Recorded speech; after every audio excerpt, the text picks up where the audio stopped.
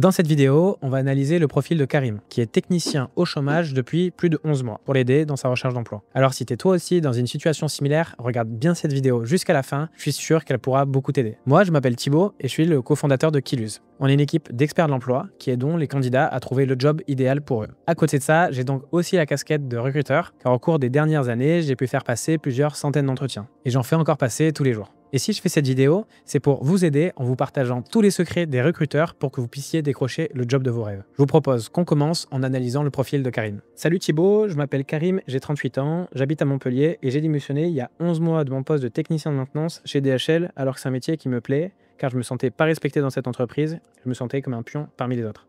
Bon déjà Karim, tu as eu raison parce que si tu te sens pas respecté, j'imagine qu'il y avait des raisons, alors que ce soit d'un point de vue salarial ou d'un point de vue managérial, si tu te sens pas respecté dans un job et que tu as le luxe de pouvoir le quitter, il faut le faire. Donc si je reprends un peu les éléments, tu as 38 ans, tu habites à Montpellier, donc Montpellier c'est quand même un bassin d'emploi assez actif, il y a du travail, donc ça c'est déjà une bonne nouvelle. Donc tu me dis que tu as démissionné il y a 11 mois de ton poste de technicien de maintenance, 11 mois compte tenu de ton secteur géographique, de tes exigences. Aujourd'hui, technicien de maintenance, c'est des jobs qui recrutent beaucoup. Ça me paraît quand même assez curieux qu'au bout de 11 mois, tu n'aies pas pu trouver chaussures à ton pied. Pour le coup, tu m'as dit que tu avais 38 ans, donc là, on n'est pas dans un positionnement où tu risques d'être discriminé par rapport à ton âge. Pour l'instant, Karim, c'est un point d'interrogation, je ne sais pas pourquoi tu n'as toujours pas trouvé de job. Alors, ce que je vous propose, c'est qu'on peut aller faire rapidement un tour sur le marché, voir quelles sont les offres qui recrutent. Donc là, on est sur meilleur job, on va tester technicien de maintenance. Hop, à Montpellier. Donc quand je tape technicien de maintenance à Montpellier, j'ai plus de 114 offres sur tous les job boards. Moi, c'est un outil que j'aime beaucoup utiliser dans mon analyse parce qu'en vrai, il compile littéralement toutes les offres qu'on peut trouver sur le marché. Ça fait gagner beaucoup de temps. Donc LinkedIn, Indeed, Monster, Welcome to Jungle. Bon, déjà, c'est un très bon signe. 114 offres sur une ville comme Montpellier, ça sent bon. Donc on peut les parcourir rapidement. Technicien d'installation et de maintenance sur le parc éolien, technicien de maintenance porte-automate. Donc voilà, là, il faudra faire un petit peu le tri parce que j'imagine qu'on a un certain nombre d'offres qui vont contenir des critères. Ça peut être des certifications, des habilitations, ce genre de choses. Par rapport à ça, j'ai pas encore trop d'informations te concernant Karim, donc je sais pas sur lesquelles on va pouvoir prononcer. Mon objectif, c'est de trouver un poste dans lequel je me sente bien et pour lequel je suis heureux de me lever chaque matin. Et si possible, avoir un salaire plus élevé que dans mon précédent poste. J'aimerais atteindre le cap des 2000 € et j'étais à 1850 € avant. J'imagine qu'ici, on parle de revenus nets. Ok, bon, pour le coup, comme la plupart des gens, tu espères aussi progresser d'un point de vue salarial, c'est tout à fait normal. Maintenant, si ça fait 11 mois que tu ne trouves pas de job, est-ce que ce critère, il est toujours prioritaire ou est-ce que tu es prêt à plancher sur une rémunération qui est la même que celle que tu avais avant? Savoir une chose, c'est qu'aujourd'hui, là, moi, j'entends que tu as deux critères. Donc le premier, trouver un job dans lequel tu t'épanouisses et le second, avoir un job qui te rémunère davantage. Dans ce genre de situation, c'est important que vous définissiez quel est le critère qui prend le dessus sur l'autre critère. On ne va pas du tout regarder les mêmes choses quand on regarde un job qui paie bien, avec des avantages salariaux, tels que accès à des comités d'entreprise, avec des évolutions de salaire possibles, que pour un job qui va nous permettre de nous épanouir, donc avec une équipe soudée, avec un management bienveillant, ce genre de choses. C'est vraiment pas les mêmes éléments qui vont nous intéresser. Donc dans ton cas, Karim, vu que tu en as parlé en premier, je vais partir du principe qu'aujourd'hui, trouver un poste dans lequel tu te sentes bien et dans lequel tu sois heureux de te lever chaque matin, c'est ton critère principal. Un autre conseil que j'aime souvent donner, on va pouvoir sonder des personnes qui sont passées avant nous. Donc avec une rapide recherche LinkedIn, on va pouvoir dresser une liste des personnes qui sont passées avant nous dans ce job et qui sont parties. Et s'ils ont des choses à dire en bien ou en mal, ils vont vite le dire. Un autre outil qui est très connu lui aussi, c'est Glassdoor. Donc Glassdoor, ça permet de recueillir les avis des employés. Pour les grosses entreprises, ça sera peut-être un peu moins utile parce que ça va pas te donner une idée précise du service dans lequel tu vas mettre les pieds. Alors certaines personnes aiment dire que dans la description de poste, on peut déjà avoir de précieux indices sur la culture d'entreprise. Et c'est vrai. Mais sur la question, j'ai un avis qui est quand même un peu nuancé. On a souvent des offres qui sont écrites par les responsables des ressources humaines ou des recruteurs. Et dans les grosses entreprises, ça veut souvent pas dire grand-chose sur la qualité du management de l'équipe que tu vas intégrer. Donc, vraiment apprendre avec des pincettes. Dans ton cas, Karim, moi, ce que je vais te conseiller de faire, c'est vraiment de candidater rigoureusement à toutes les offres qui vont matcher ton cahier des charges. Et la sélection sur l'équilibre vie pro, vie perso, culture d'entreprise, ça, on va le faire pendant l'entretien. Tu m'as quand même parlé de ton salaire. Donc, même si ça va pas être le cahier des charges principal, moi, je vais quand même utiliser Meilleur Job pour pouvoir estimer le salaire auquel tu peux prétendre. Donc là où j'aime bien Meilleur Job, c'est que c'est un outil assez bien fait dans le sens où on va pouvoir t'appeler ton mot-clé et le secteur géographique et on va nous faire des suggestions de salaire. Donc ici, pour technicien de maintenance à Montpellier, je suis sur un salaire fixe basé entre 26 000 et 31 000 € par an. Donc ce qui nous positionne entre un 2 000 € brut, 2 500 € brut mensuel, avec une rémunération supplémentaire de 1 300 € par an. Ça à prendre avec quand même une petite réserve, dans le sens où c'est pas toutes les entreprises qui vont le proposer, ça inclut des boîtes qui proposent un 13e mois, ce genre de choses.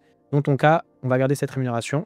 Donc là, 26 000, 31 000 € par an, on va utiliser carrément du coup un petit site brut en net. On va essayer de voir de combien il est question. Donc si je prends mon annuel brut, 26 000 €. Donc annuel net, je suis à 20 000 € et donc sur la fourchette la plus haute, 31 000 €, donc 24 000 € net. Donc tu vois, tu es quand même sur le haut de la fourchette, faut le savoir. Donc là, tes prétentions, elles sont quand même tout en haut. Donc c'est pas injouable du tout, mais c'est pas évident non plus. En plus, 38 ans, j'imagine que tu as déjà quelques années d'expérience. À défaut que tu puisses ne pas l'obtenir tout de suite, que tu puisses au moins intégrer une entreprise qui puisse te proposer un plan d'évolution sur 3, 4, 5 ans pour que tu puisses y parvenir. Le problème, c'est que ça fait 11 mois que je recherche et que je n'arrive pas à trouver. J'ai été aidé par France Travail, mais ça n'aboutit à rien. Ils ne m'aident absolument pas et me proposent que des postes qui ne me plaisent pas. De plus, je ne sais pas si je peux vraiment le dire, mais c'est une réalité d'aujourd'hui dont il faut parler. Je sens qu'au vu de mon nom et de ma tête, je suis discriminé et pas pris au sérieux par les recruteurs. J'ai une petite fille et je ne peux pas me permettre de rester encore au chômage, je dois absolument trouver un emploi. Ce que vit Karim, je le vis avec beaucoup de candidats. J'imagine qu'il y en a certains d'entre vous qui sont aussi concernés, mais la discrimination à l'embauche, c'est pas une finalité, vraiment pas. Il faut bien comprendre que la discrimination, elle est bel et bien présente, mais bien souvent, quand j'accompagne des candidats, c'est souvent qu'il y a aussi des problèmes qui ont été faits sur la recherche, sur le CV et même des fois sur l'épreuve de l'entretien. Les employeurs ont quand même des politiques d'inclusion, surtout dans les grands groupes. Et le gros point positif, c'est que la discrimination, ça fait un filtre automatique de toutes les boîtes dans lesquelles tu n'as pas envie d'évoluer. Donc faut pas le voir comme une contrainte, mais plutôt comme une opportunité. C'est beaucoup de temps gagné. C'est autant d'entreprises qui vont pas te convoquer en entretien, pour lesquelles tu vas pas te déplacer et perdre du temps, pour qu'au final, tu puisses te rendre compte quelques mois, années plus tard, qu'en fait, tu vas encore à nouveau ne pas être respecté. Donc pour le coup, par rapport à France Travail, il faut bien comprendre que c'est pas forcément leur rôle de venir te tenir par la main et de te faire décrocher le job qui te plaît. France Travail, ils ont qu'un seul objectif. C'est que tu passes de quelqu'un qui coûte de l'argent concrètement, qui mobilise l'assurance chômage, à quelqu'un qui contribue à cette assurance chômage en travaillant, en payant ses cotisations salariales. Avec le peu de moyens qu'ils ont à disposition, France Travail, ils doivent juste te pousser le plus rapidement possible vers la sortie. Donc faut pas attendre d'eux qu'ils te trouvent le job dans lequel tu vas t'épanouir, encore moins le job qui va te payer mieux que celui d'avant.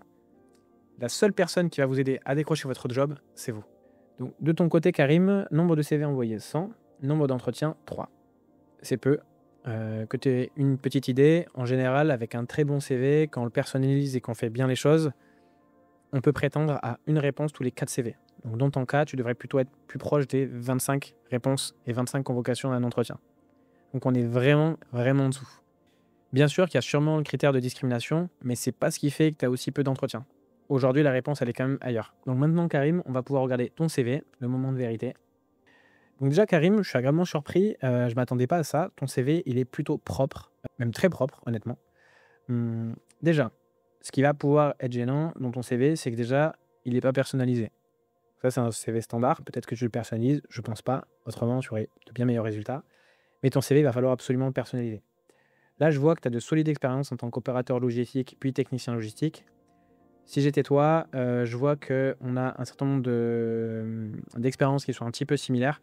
Tu pourrais, d'après moi, en regrouper un certain nombre, surtout si les missions, elles ont tendance à être un peu similaires, pour pouvoir développer un peu plus la dernière en date. C'est celle qui va véritablement nous intéresser.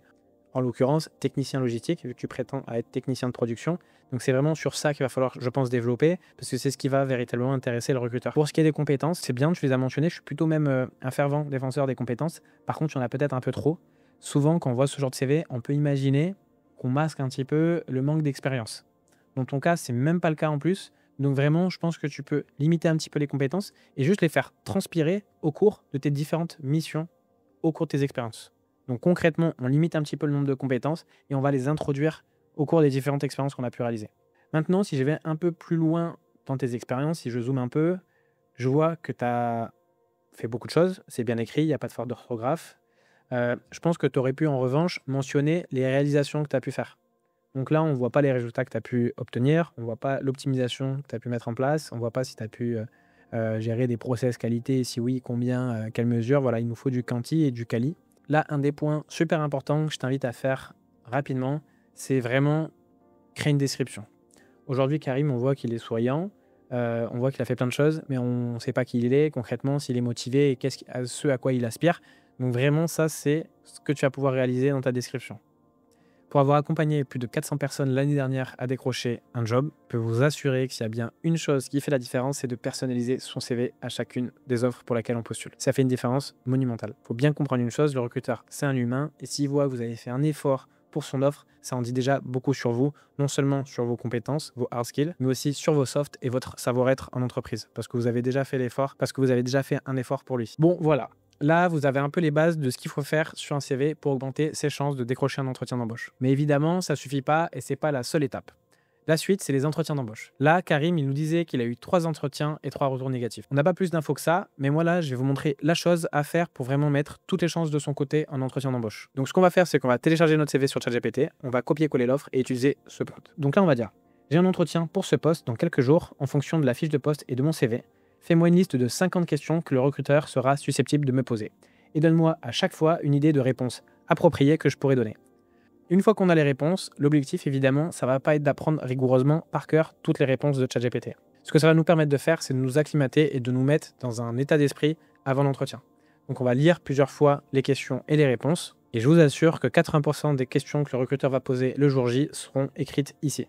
Cette technique, je la recommande à toutes les personnes qui n'ont pas trop de temps et qui veulent quand même bien préparer leur entretien. Maintenant, une des clés, ça va être de faire nos recherches sur l'entreprise. Donc ici, on va se rendre sur le site de l'entreprise, sur ses réseaux sociaux, et on peut même en profiter pour voir une ou deux actualités de l'entreprise, ça crée tout de suite un climat de confiance. Pour finir, mon dernier tips, et pas des moindres, pour avoir la garantie d'avoir un retour à l'issue de chacun de nos entretiens d'embauche, on va réaliser, quelques heures après notre entretien, un mail de remerciement. Dans ce mail de remerciement, on va remercier le recruteur pour le temps qu'il nous a consacré et on va en profiter pour réaffirmer notre motivation et je peux vous assurer que ça fait une énorme différence et que ça augmente énormément nos chances d'avoir un retour de la part du recruteur. En faisant ça, je peux t'assurer, Karim, que tu ne serais pas resté sans réponse à tes entretiens. Bon, je pense que là, on a fait un bon tour du profil de Karim.